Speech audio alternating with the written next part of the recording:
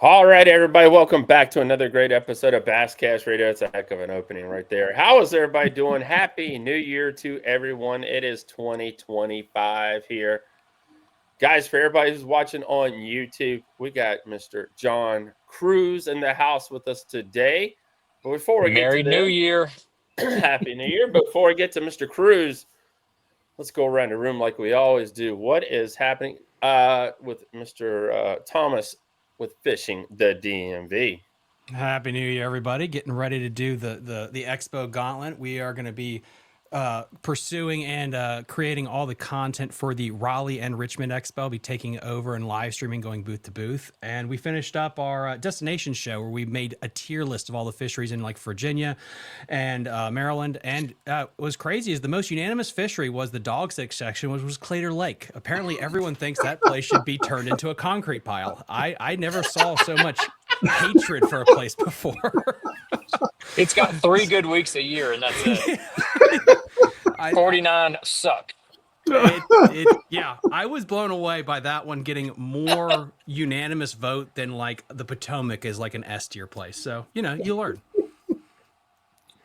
That, guys, if you haven't watched it, please go back and watch it. He had to break it up into 2 separate videos, but it was pretty freaking cool how they did it all. And yeah, it was an interesting show. It was longer than I could watch, but it was pretty freaking cool. So, and are you bringing the board with you to Richmond? I thought about that, but we had to break You it up want to cause so much hate into and discontent. 4.5 hours of total recording. We broke it up into 2 shows. I now understand what will trigger people more than a Randy Blockett video. It is if you rank their fishery. My God, that was passionate. If I brought that board to an expo, there might be a fist fight there because no one's going to tell you their fishery is great. But if you rank it at the bottom, they will get pissed. Make it fireproof, whatever list you bring. Well, I really wonder who was the one that came out that shirt, the hoodie that says "My Lake Sucks" on it. I mean, how many did Jordan he really Lee. sell? Yeah, Jordan did.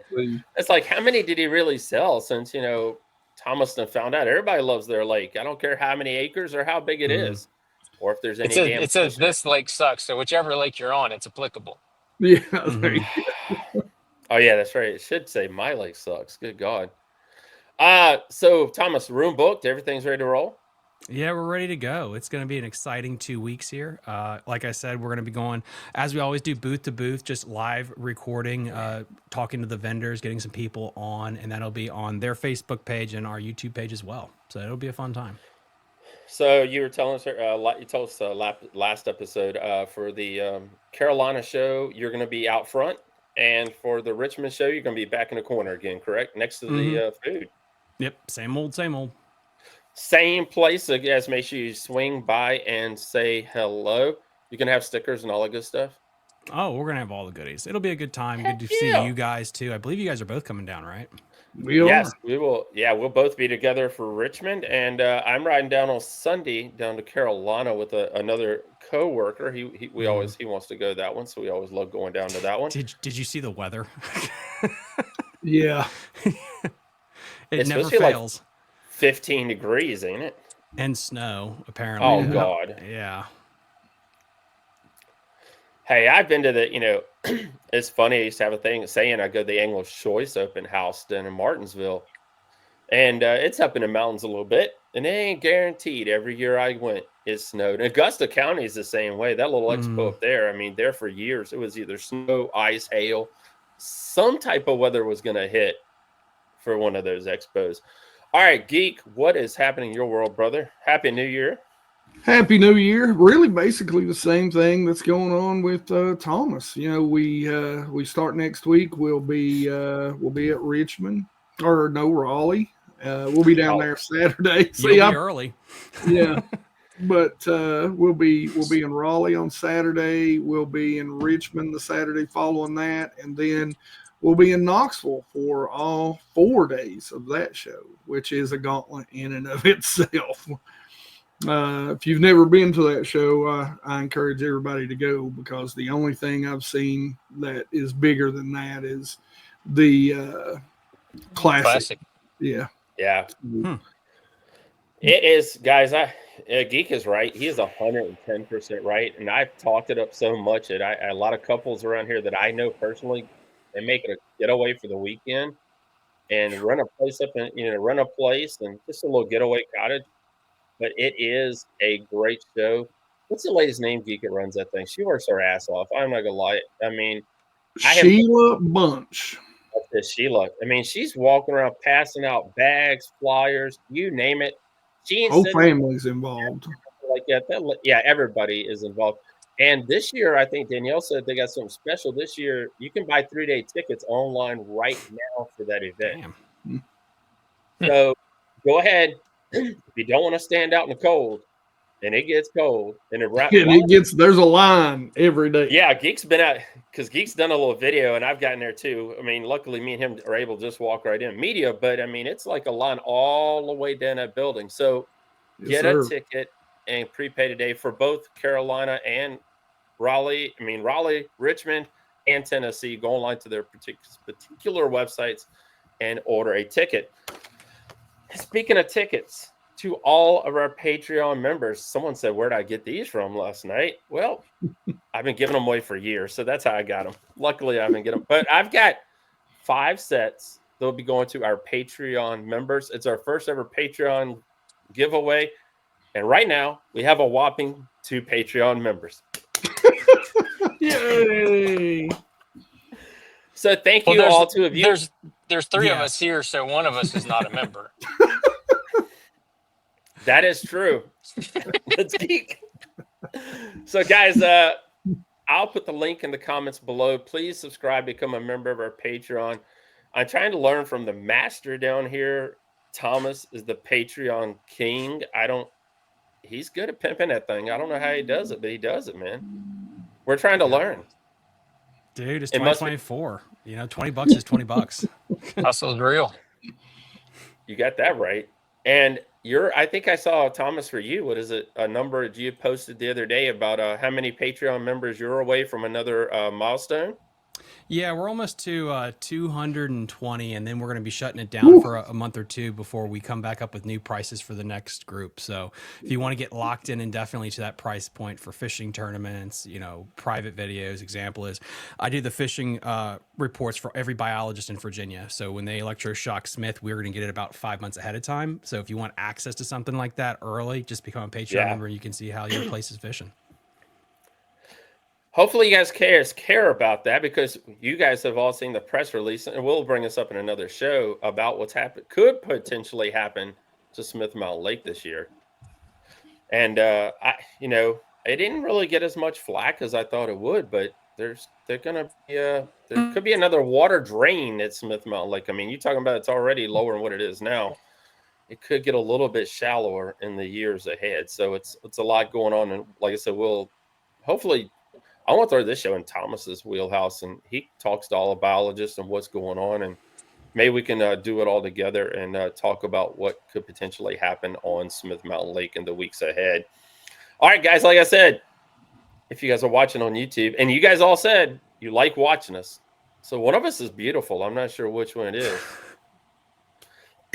But we got Johnny Missile with us. Missile Baits in the house. Welcome to the show. Welcome back to the show. Yes, sir. Thanks for having me on. You are on the road as always. I mean, that's what we all do here in bass fishing. Yeah, we're always traveling. Where are you headed to, man? Well, we're headed to Nashville for the Big Rock Sports show. I got Alex over here driving. He's over there driving. I did the first leg. He's doing the second leg. It's over in Nashville. So we just passed down through East Tennessee and we waved at you, as we went rolling by. But yeah, we just headed on down and get set up hopefully this afternoon, and we might try to do a little bit of fishing tomorrow before the show starts on Sunday. It's a Sunday, Monday, Tuesday thing because it's a distributor show. It's just dealers that are going to be showing there. The show is about half hunting, or guns, I should say, and then the other half is fishing. All right, let's talk fishing and products here. The old Missile Baits.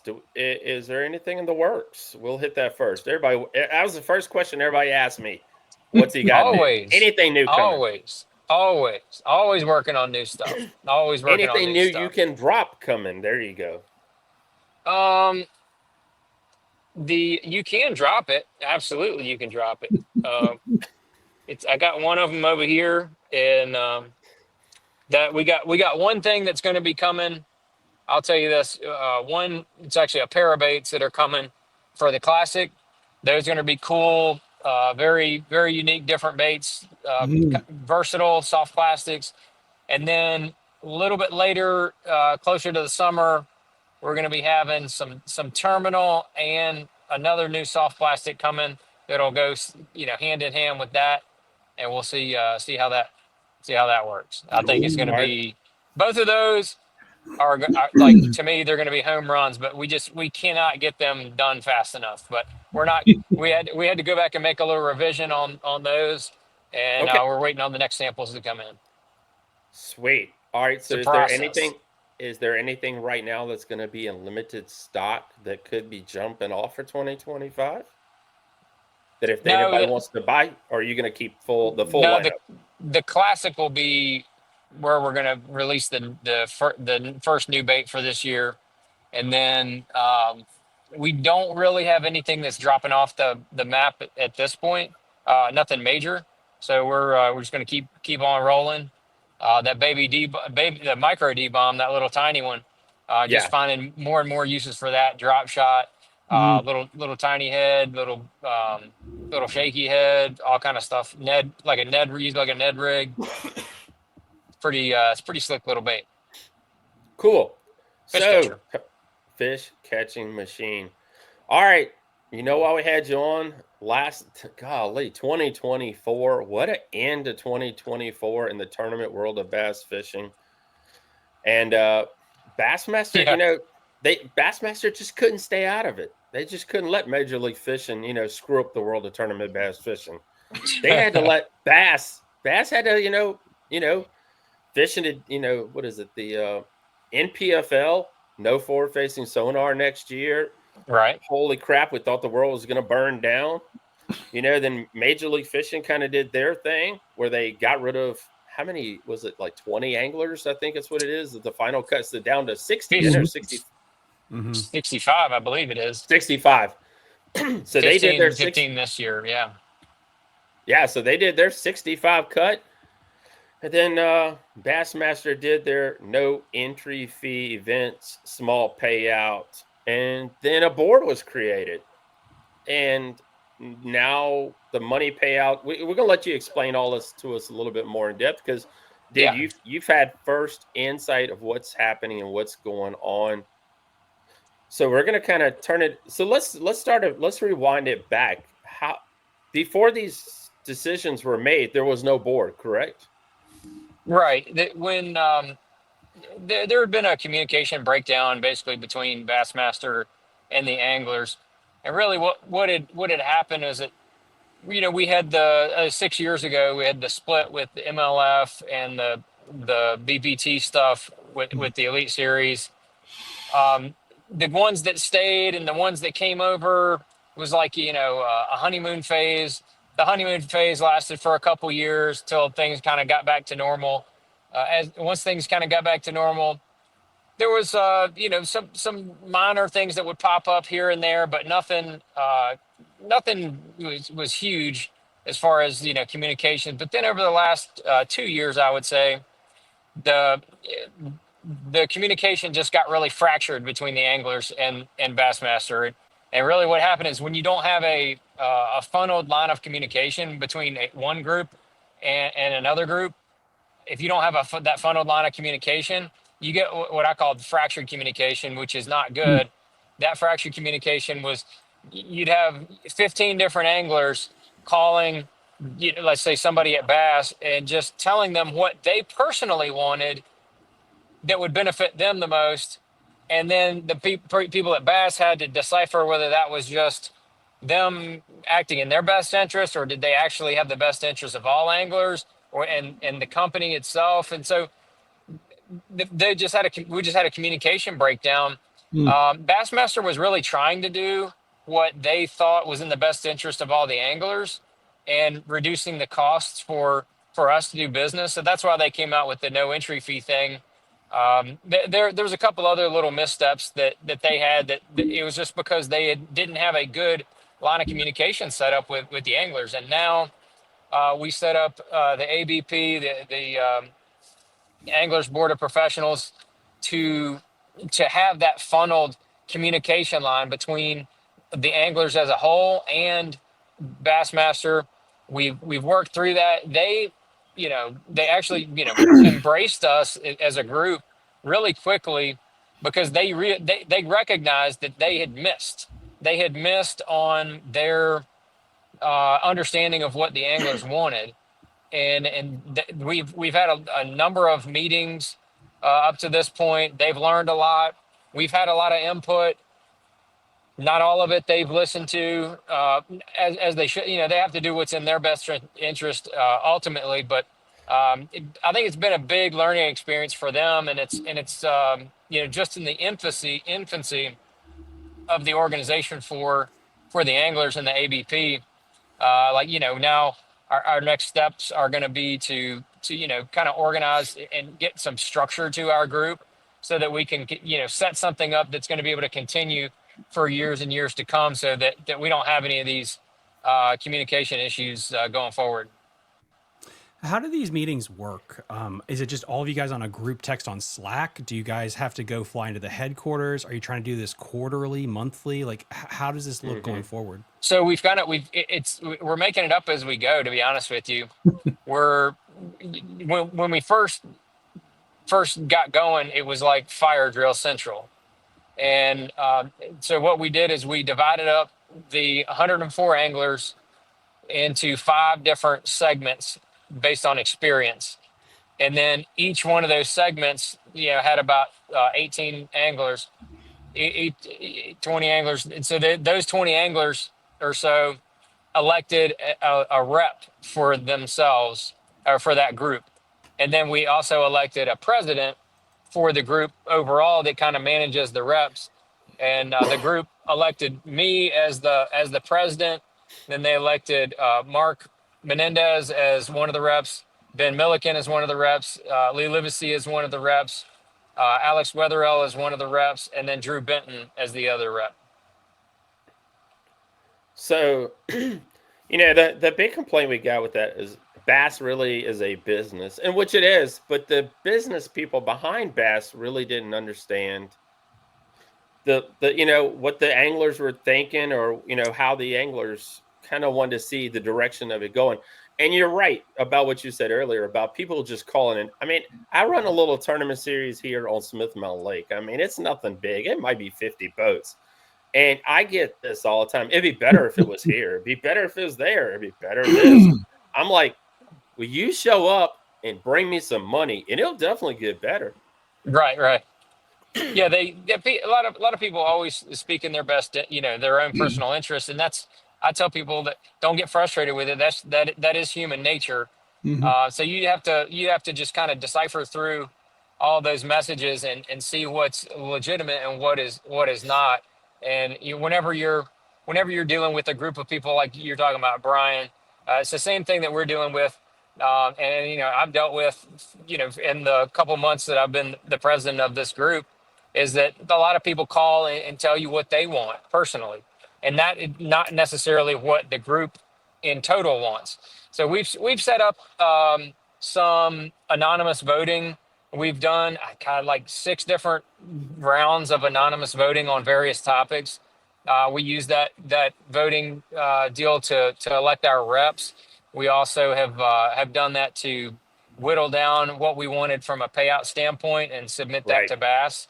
And Bassmaster is very open. I mean, we had our parameters on what we could and couldn't do, and then we formulated a new payout, a new pay-in payout structure, and I think it looks a lot better. It's a lot more viable way for anglers to make a living.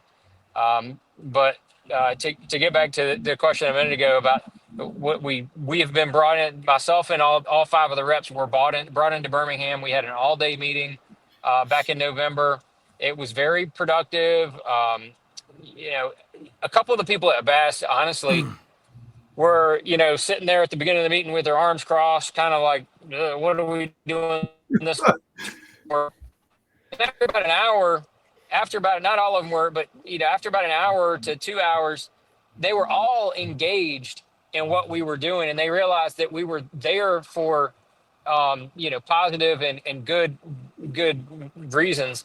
I mean, if you'd heard the things that Ben Milliken was saying, he came up with some awesome ideas, and he was really conveying what his group of anglers, his younger, he was representing the younger group of Right. anglers, even though he's a little bit older than most of the rookies. He was representing that younger group, and did a great job in my opinion. And then like he would play off of Livesey would play off of me, and Menendez is more in my age bracket. He and I were in line on things that had happened 15 and 20 years ago, that none of the other anglers except for Davey Height was there. Davey could vouch for things that we could vouch, the things where we were talking about. So it was really a good learning experience for everybody involved. And then since then, we've had multiple video calls, and I think we're probably going to try to jump on a video call with Bass, once every month or so, and just kind of stay in contact with them. So was Bass really taken back? Were they surprised that a lot of the anglers were upset about the no entry fee and the restructured payout? Did that catch them off guard? They were a little bit surprised from the angler kickback. They Yeah. were really surprised by by so much of the uh, general public fans kickback, negative on that. There were, I mean, in general, when you see no entry fee, it's a good thing. That Yeah. I mean, I came out right out of the gate and said, "This is good. This is going to be good overall long term. It's going to kind of suck a little bit on the front side." Hmm. Um, because the payouts don't look like what we're accustomed to. I mean, you've been doing basically the same thing for 19 years with the Elite Series as far as the payouts and the entry fees, and then all of a sudden you're going to be making a massive change. That I don't care. You're going to infuse about $5 million in payouts.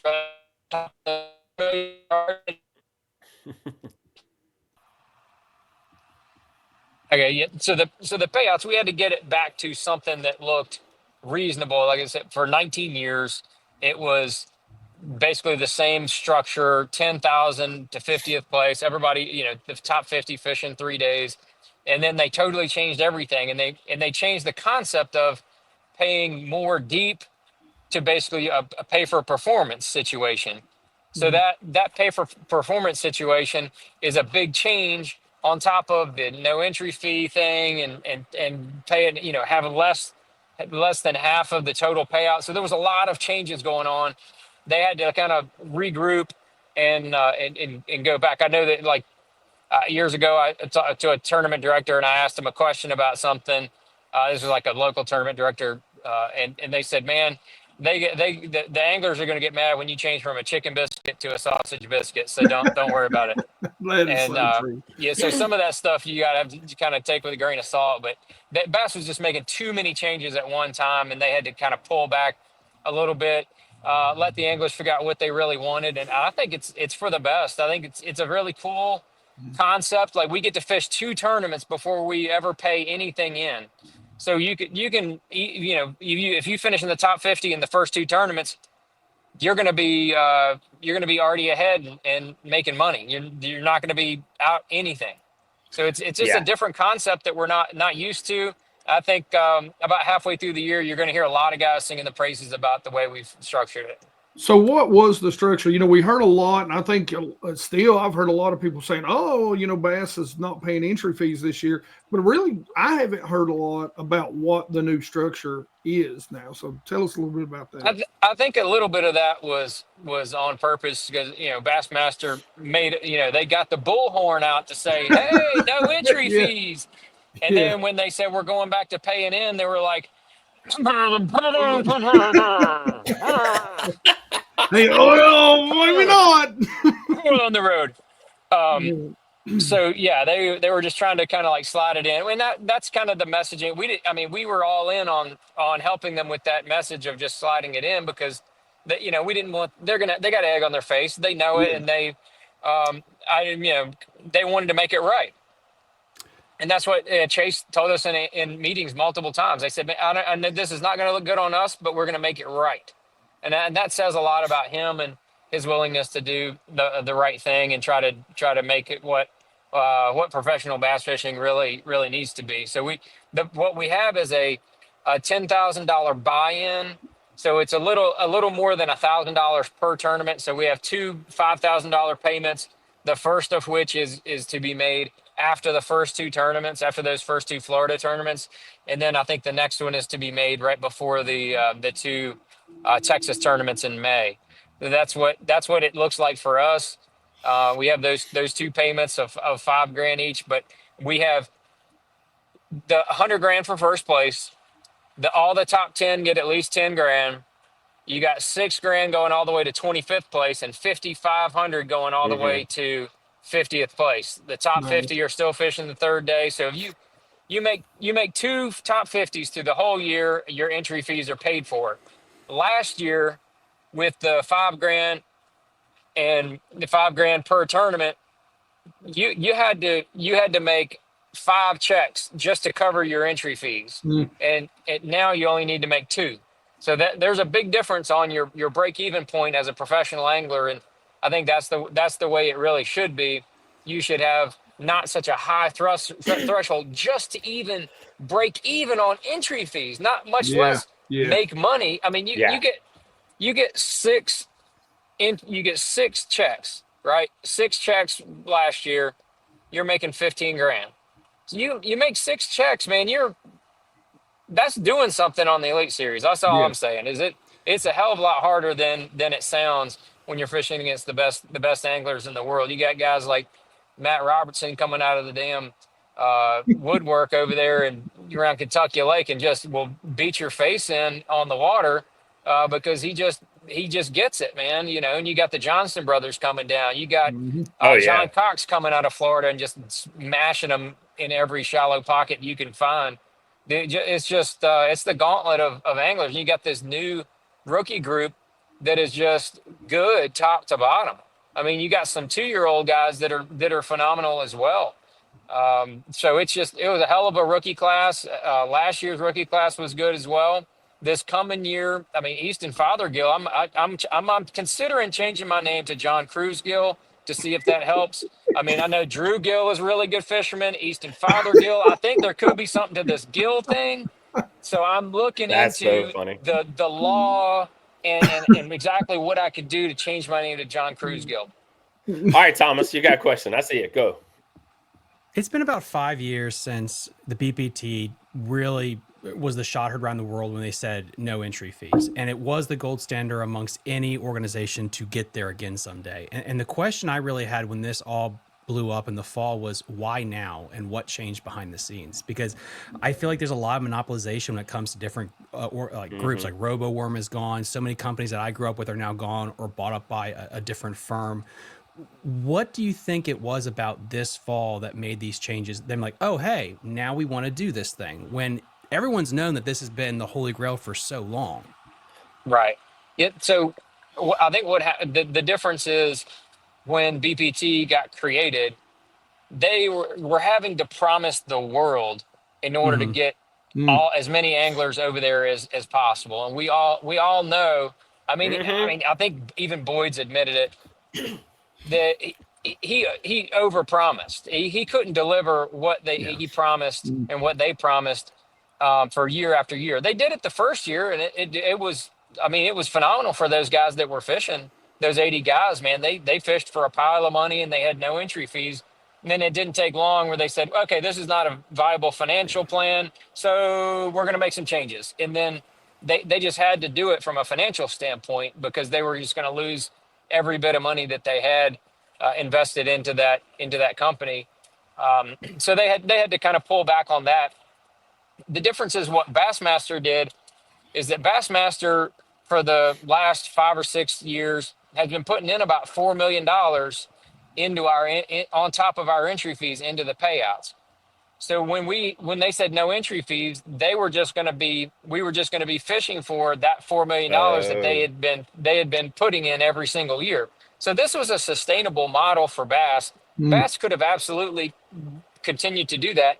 They actually they bumped up their input to $4.1 million. So they bumped Yeah. theirs up Yeah. almost $200,000 from what they had been putting in last year. And Bass is sitting there going, "Hey guys, we can do this every year. Our business model is built around this. We're not in a red ink situation. Mhm. Let's roll. You guys, you just fish for our money." And there were a lot of guys that didn't agree with that. They thought that was we needed to put in some of our own money so that we could get the payouts to where we wanted them to visually look. If I may And pause you there, I yeah, feel like you were way more concise, succinct, and direct on what they're trying to do than than 7 press statements. And this is what's always floored me. And I work for the federal government, so I know dog shit when it comes to communication. Just get somebody that can quickly, literally express what you're talking about, because what you just said makes a lot more sense, I feel like, Yeah. than deciphering a lot of their weird, like, hobbit tale things that they put out there. And then we're right. spending 6 weeks deciphering it. Yeah. I mean, they could put me out there. I'll tell it like it is, man. Okay. So How so we're how making John the commish now. Is that what we're Yeah. doing? Yeah, Yeah. sure. I'm That's already a the fun role. president. I'm already the He's already the president. No, no, president, no, so no, no, no. Well, that's of the angler side. You're now what? yeah. You're the commissioner of. Yeah, some of the How anglers has text me now and they're like, "Hey, Prez, I got a question for you." Oh geez. How much of the input has Fox? Because Fox is adding more money to this coffer as well. And we saw that with Major League Fishing because Major League Fishing was kind of playing off of CBS Sports, Mm-hmm. which is they still have CBS Sports, and Jack Links, which Jack Links is gone after the end of this year. So I mean, how much this money pool have they been taken away from that? That a lot of us, that was a lot of our concept and our thoughts when this went down. Is like, okay, Fox has already been doing the elites because they bought it from ESPN, So the and they added the opens last year, and now they're going to do more of the opens. So because now they got the room because they kicked the co-angler off the back of the boat. So I mean, the TV component, Brian, that's a good topic to talk about because the TV component is one that the majority of our anglers on the Elite Series do not understand still, and most of them on the BPT probably don't understand it as well. So the before let's start pre BBT. Uh, Before that even started, when it was ESPN that owned Bassmaster, hmm ESPN owned Bassmaster, so they were putting content on ESPN without having to pay for it. That was a huge deal, which on paper would allow them to be more profitable because they weren't having to quote unquote pay for the airtime. That's the way it seemed to them on paper, and they were expecting things to happen that just quite frankly didn't. When the BPT was looking for a partner, they partnered with Stan Kroenke, who is the owner of multiple sports teams, multiple media channels and outlets, Outdoor Channel, et cetera, et cetera. It was the same, almost the same situation over there. So now they own this entity, or owned half of this entity, um, that that they didn't have to pay for all this content, and that's why you see those MLF and BPT events on like 66 times, over the course of 3 months, and they have 400 gazillion million views according to their numbers because they're just right. running it at every time they get a chance, and then they're just billing commercials or whatever they do, or whatever that TV situation works. So when the Anderson company bought Bassmaster, now they're back into a situation where they have to pay for airtime again. So they real quick, ESPN not very nice when you're Go ahead. so the Anderson family, when they bought Bassmaster, they were back into a situation where they had to pay for airtime.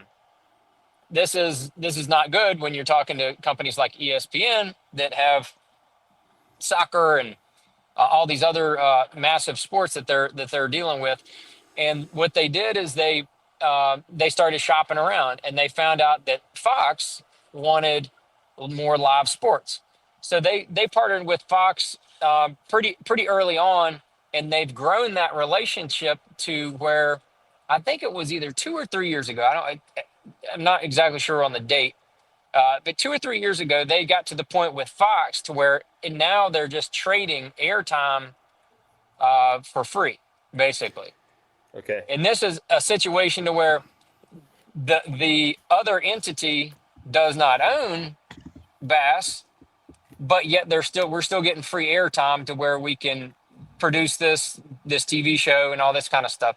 That is like the first step to where any tournament fishing tournament organization has gotten to where it's one step away from where all the other major sports networks are, like like NBA, NFL, and the way that those most people, a lot of people understand that those ones work because the NFL parses out through various networks and sells all these different games. Like, all right, Right. you're going to get the NFC, Fox, you're going to get the NFC East Mhm. game every week at 1 o'clock and 4 o'clock.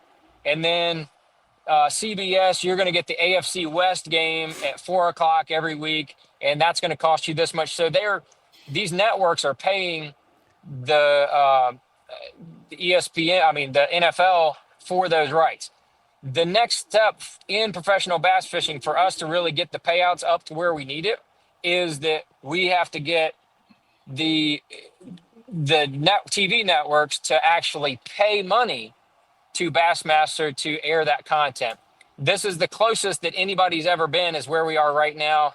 And they're setting the stage and setting it up. Bassmaster is that is in order to hopefully get there one day to where they're actually paying us something. I would like for us to ceremoniously get paid like $1 just for the first one. Just Yeah. I think that would be fun, and it'd That'd have be to be an funny. actual dollar, like Yeah. to put not like you Yeah. can't like no exchange or check. Like I need an actual dollar from you. Dollar. Yeah.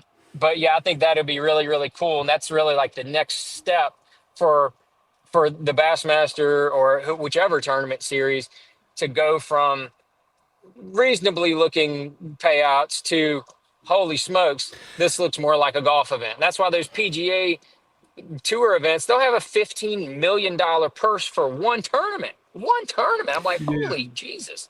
And I think something that'll help with this is the fact that, for people that are listening that don't know, the two biggest drivers of commercials is YouTube and live sports. And as football gets more expensive, as Amazon Prime, Apple, and YouTube try to buy the NFL Yeah. ticket, I think more local networks would be like, we can't afford football. So where can we Yep. go the next tier down, the next tier down? A question I've always pondered, and I got to ask you this because It's a I've asked good these point. guys, is in August 2010, ESPN sells Bass. 5 years later, live becomes a thing. If live was around in 2010, do you think ESPN would have sold it? Was it just wrong timing there? Um, Partially. Uh, ESPN had installed some leadership at Bassmaster that was just, quite frankly, not good. And I think that was a bigger part of why there was some dysfunction and why ESPN's investment into Bassmaster didn't work more so than a little bit more so than the timing, because I think if you had some good leadership in there, it would have been a little bit different. They brought in Bruce Aiken, and I mean it was not headed on a good path. Mm-hmm. A Bassmaster was not headed on a good path, and then they brought in Bruce. It took Bruce about 2 years to really kind of understand the anglers, and he did a really good job, in my opinion, of seeking out and talking to firsthand, talking to as many pro anglers as he could. He talked with all the sponsors. He got a good understanding of what everybody's best interests were, and then he tried to keep everybody going. That's the definition of a good leader. He did that, in my opinion, and I think that's why Bassmaster kind of stayed on that good trend for a while, and then he got kind of undercut Mm-hmm. when Boyd and them started the BPT and tried to put him out of business. Yeah, for you That is guys that don't know, interesting. the Basscast was started in 08 dash '09 when the elites first came to Smith Mountain Lake. And I kind of built up a little rapport with some of the people on staff that was part of the media. And in 2010, I was like, holy shit. I mean, because it was like everybody was gone. I think they kept like 2 photographers. They fired everybody else. I mean, Brian, Yeah, think of this. Live is 10 years old this year. wow. Wow. That's Yeah. insane.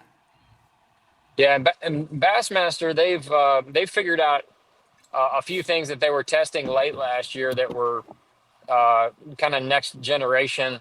They're planning on expanding that next generation type live coverage this year. So the coverage is not going backwards. It's just going to get Oh, yeah. better and better every Yeah. year. Yeah. So Hey, Especially with stuff can like you drop any on us, man? That's cool. Can you drop anything? Yeah. Well, what's coming down the pipe for that? I Because just we're did. all. I just did. It was just. It's I more mean, are we gonna like have? technology stuff on the back end. It's Yeah. like this the type of cameras they were pioneering. I think they Okay. had three of them for like the last couple tournaments and those mm, opens, and they basically uh, they can upload a better signal. From what I understood, they could upload a better signal in more places and faster and all that kind of stuff. So it's just going to be better. There's going to be better coverage. I mean, Geek, we've talked about, I mean, with what you do for a living right now, it's technology is getting so cheap. I mean, we've talked about Starlink, where now you don't have to have $1 million to have a really good yeah. setup and even live stream on your own. It's insane how quickly this stuff is getting smaller and cheaper. Yeah. Yeah. It's They've talked with Starlink. They've talked with Starlink and dude, like Bassmasters Oh. all over this stuff, man. oh yeah. Mm. There's a gap between the Starlink and what they need, Hmm. and nobody can provide it, but they're working on it. So yeah, it's like it's crazy the type of stuff that they're on top of. See, we Oh, want a camera on you, a camera on the water, and a camera in the tackle box. That's so what they're working on, all that kind of stuff. multi views. I'm telling Multi you, better views. Yep, production. yep. Now going back to that, MLB's got a pitch clock now. The one maybe biggest problem, and how do we get around this? How do we fix this? How do we speed it up? Is it more cameras on more anglers? Mm. We're fishing 8 hours. Most sporting Hmm. events, races are 3 to 4, football's 3 to 4, baseball's 3 to 4, basketball's sort of the Interesting. same. So, what are some ideas? Are there any ideas out there floating around to kind of, like I said, is it just simply having uh, more cameras, more coverage, more angles? Because I mean, I don't know a lot of people that are watching live for an 8 hour show, even 7. Um, I don't know if that has been discussed as far as speeding it up or shortening the day. I know that from talking with the people at Bass that their numbers are better as far as viewership numbers are better on the places where we catch more fish. Mm-hmm. But and with that being said, we had really good numbers on the Sabine River last year. That was kind of I don't know if that was an anomaly or just people wanted to see a Masochist. train wreck or yeah, yeah. Yeah, I It's like like it. The train wreck. yeah, like watching old people screw. I don't know if it was what it was, but it was it had really good. I mean, but there was a lot of fish caught. Um, Not a ton, but they weren't big, but there was a number numbers being caught there as well. But I think most anybody would rather see Lake Fork than the Sabine. Hmm. I wish they would We've do got more during the week, honestly, too. I know they probably have their deal Yeah, set up to where it that's has to be a Saturday or Sunday, but when I'm in the office, you bet your ass one of my 6 screens has live on. But then when the wife gets a hold of me during the week and I have to do the honeydew stuff Saturday, Sunday, it's a lot harder yeah. to stay tuned in. Well, that's something we've talked Yeah, about a I lot do. too. Is like maybe having the first 2 days, on Saturday and Sunday, and maybe alternating half the field or something, Yeah. so that half the field's at the expo, half the field's not. Then having your championship day, because I know with my YouTube channel, the majority of the watch of my audience is Monday, Tuesday, Monday. Yeah. Wednesday, Yeah. and and I think it's because everybody's at school and at work, and they don't want to be doing Yeah. what they're doing, Right. so they're Can be. watching. Yeah, I'm kind of interested in seeing, I think this year, Cruise, we had two championship Mondays, didn't we? Yep. So two or We And three? I, sure Just did. two? Okay. two or three, yeah. So I Yeah, really would like to see the numbers from Monday's championship day. I mean, it's kind of bad because I don't get off work till 4, so I have no access at all. But hopefully here soon. But I mean, it would be really cool and interesting to see what the numbers look like for a championship Monday. And as you know, the NPFL, they're a Thursday, Friday wrap up Saturday. So I mean, there's no Sunday event whatsoever, And, and that's their travel time, so they can all go back home to get ready to go mhm. to work on Monday. And well, granted, there's Go no ahead, when Thomas. bass is fishing, so is everybody else. So, that's and what I I was, think you yeah. lose a ton of your audience because I'm out fishing a Saturday tournament. I'm practicing Thursday and Friday, and I'm fishing a one dayer. And Right. I think that I won't put a video out on a Friday, Saturday, Sunday. Well, I'll put them out Yeah, Sunday, but it's after 5 o'clock because everybody's Yep. either off the water or back from church, right? That's right. yep, So, yep. we're outdoorsmen, and most of us are going to be outdoors when we get to that weekend or planning on it, getting ready for it. Right. Especially So, come like April and May. I mean, yeah, oh yeah, yeah, people Yes. weekend, dude, yes, they're gone. They're out there yeah, stretching that string, son.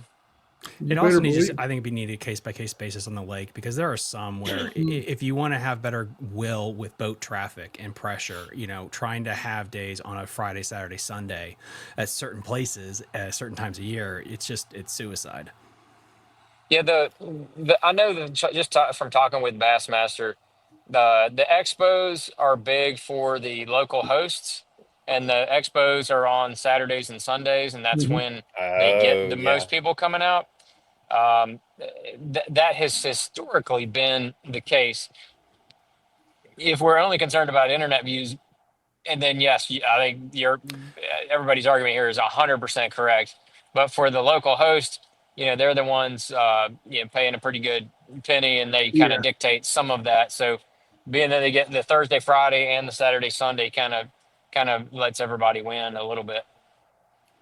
because I did go to my first major league fishing event that wasn't a Red Crest this past year, and they did have about 4 local booths set up that were just businesses in the area that pay to get a table in the booth and whatever they paid, et cetera, et cetera. And what the town puts up for the TV, for them to promote their body of water. So you're all right Yeah, about that. And the the town does dictate a little bit of that, but mhm, we're going to see this year because we got a couple different Bassmaster Open events that are during the week, and some that wrap up on a weekend, and some that don't wrap up on a weekend. But let's move over to that topic real quick for wrap this bad boy up. How much of an influence, or did you guys have any influence into the kicking the co-angler off the boat for the Bassmaster Open series? well, I haven't fished a Bassmaster Open since before the Basscast was even in existence. So um, it's been a minute since I've done anything. I think that the participation and live scoper, the that combination, one, I mean, the no the live scope thing does not help the participation. um so I think that was really, I think that the participation had been kind of weaning, BFL's everything since live scope started.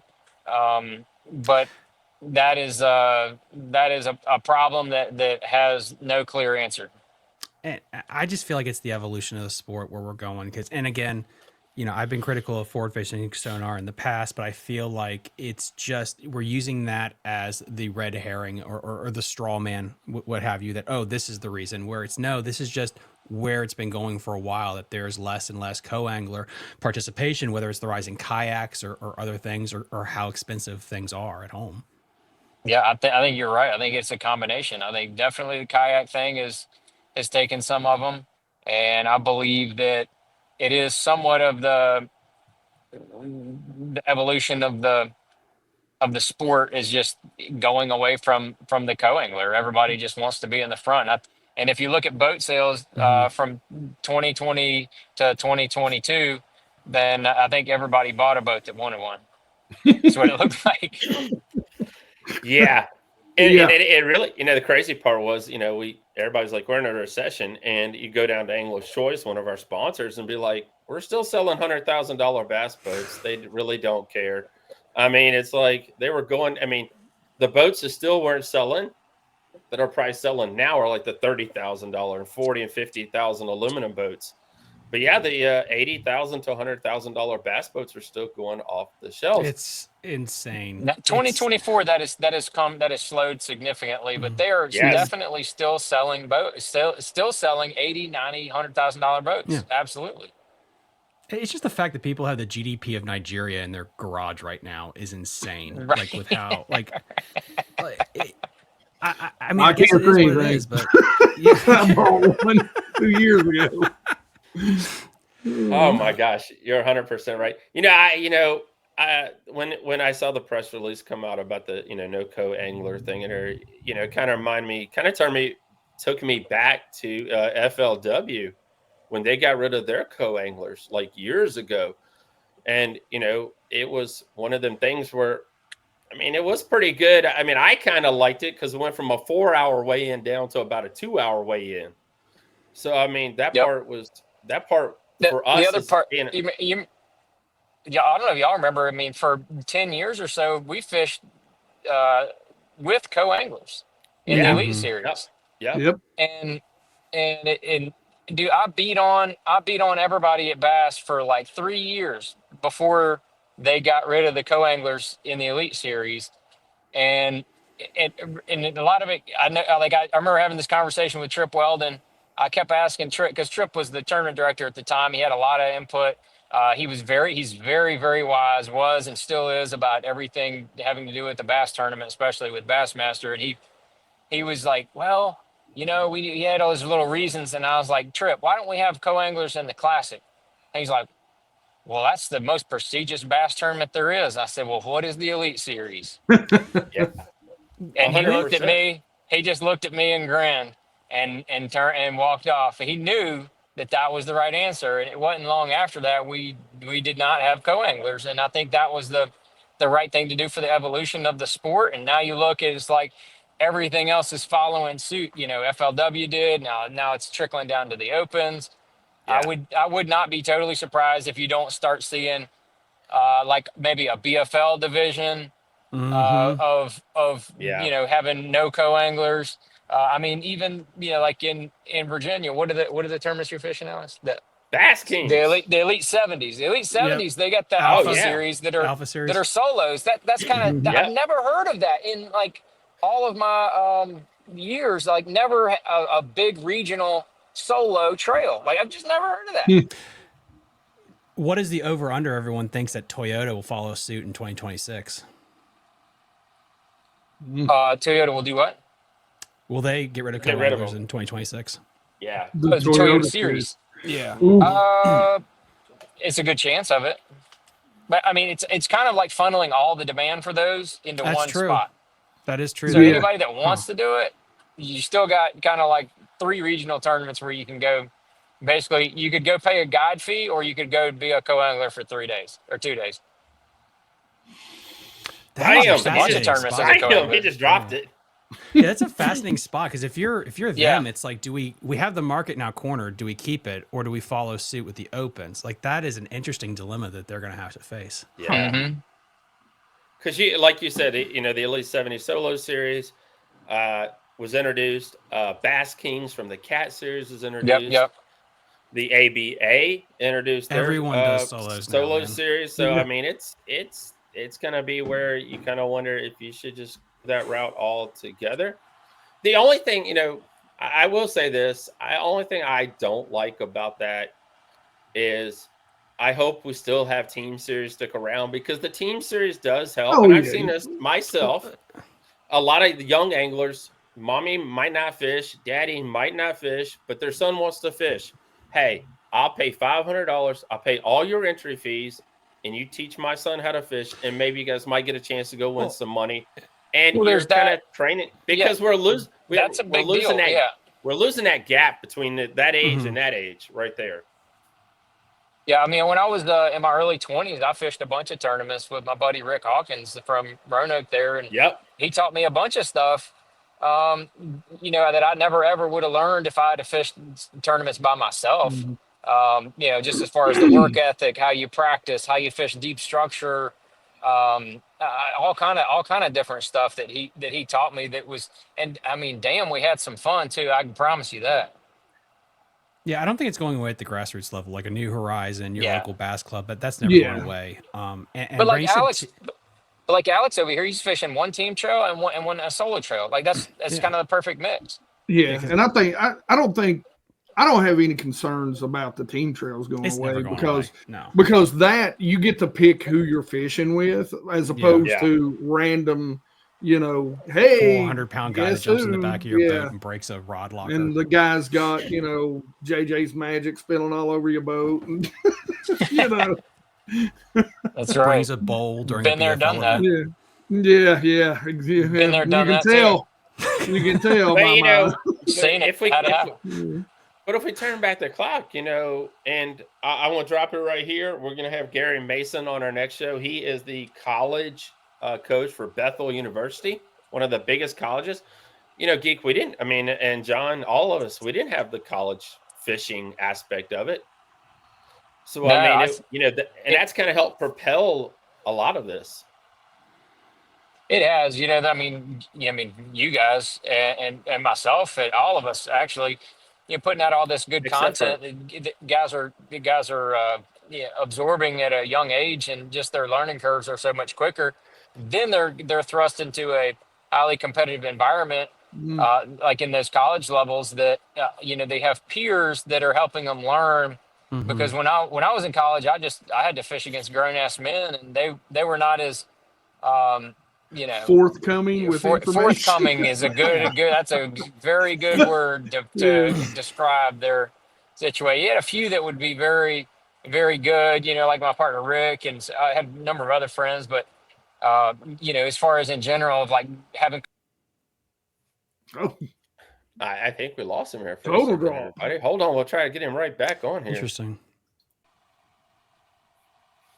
So we didn't have that kind of camaraderie that you do against with people that your own age, with the age difference of when I was in college, but somehow I made it work, and a bunch of other guys from my generation made it work.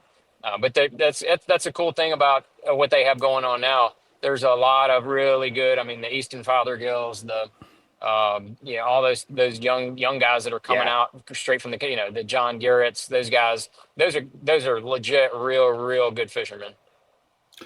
And we've said it a lot of times. I mean, it's the setup. You every professional sport has the feeder system from the young kids forward, and I think that does hurt.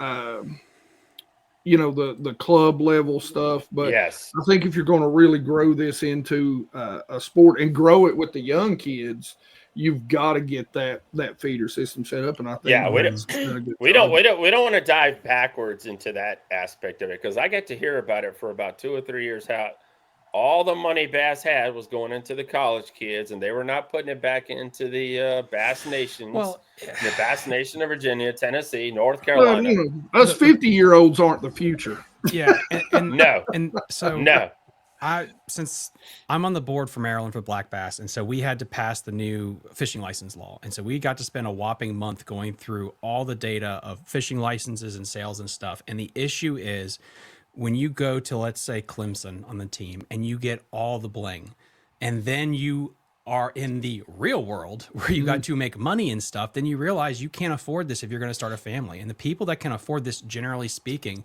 geek, are going to be more like your age.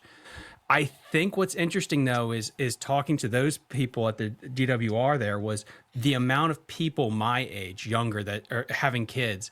It's the kayak thing that really I think in 10 to 15 years, that's going to be this thing of the gateway drug. Won't be necessarily, college is important, but it's this kayaking explosion where it's cheap enough you can get into it, get addicted, and then you're like, well, now I want to get a boat. So I'll be fascinated to see how that kind of Right. evolves and changes over time. Yeah, we're seeing that go through its cycle again. The kayak series, hopefully, a lot of stuff is happening there in the next few weeks. But you got a tournament coming up. I know we saw it posted, Thomas, for your Patreon members coming up really, really soon. And you guys make sure you tune into that. Guys, any parting words before we let Mr. Cruise Missile, continue on his road trip to Tennessee? Well, the other half of Tennessee now. I'll see y'all in Richmond, right? We'll be. Yeah, It'll be fun to hang out with. See y'all in yes. Richmond. Yes, All y'all. we will all be in Richmond. We're going to come down Friday, and we're all going to hang out and grab a bite to eat, and then we'll be at the show all day on Saturday. So we're excited about that. Heck yeah! All right, Be so fun. guys, like to get Mr. on maybe another show when his butt is parked at the office. We apologize for a couple of glitches I'll here. do what I can. But if you guys have any questions regarding this topic whatsoever, please put them in the comments below, or you can just send them to us, and we'll see what we can get answered by Cruz. Because, these, like Thomas was saying, guys, these press releases that have come out from Bass are like, what the did you just say? I mean, they blamed getting rid of co-anglers on COVID. Yeah. I mean, we're 3 years out of COVID. I mean, these guys didn't care about COVID. We had tournaments during COVID.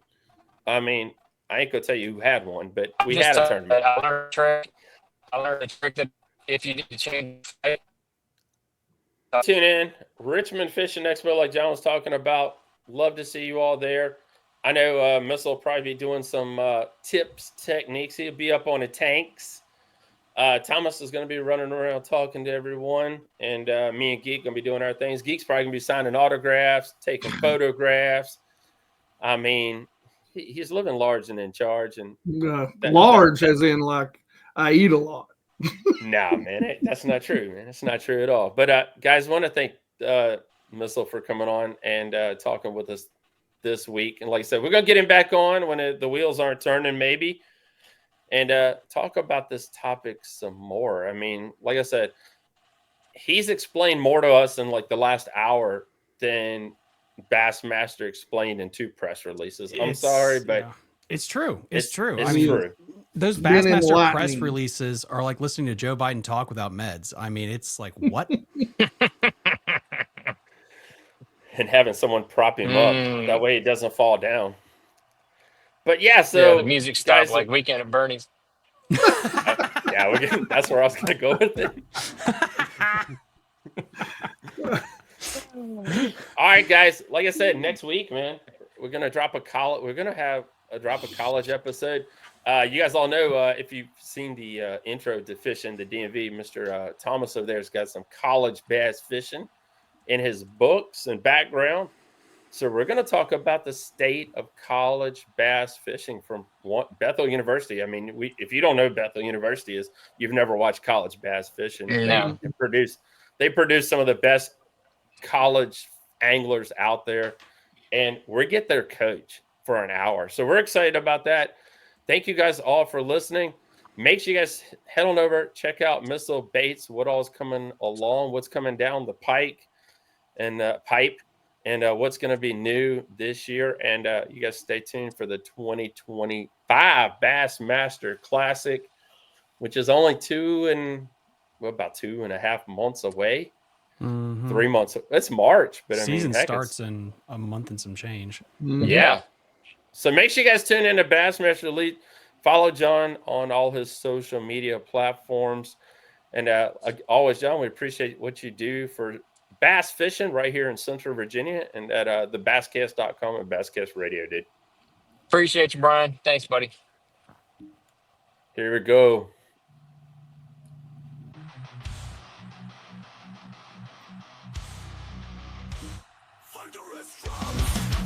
Chaos begins.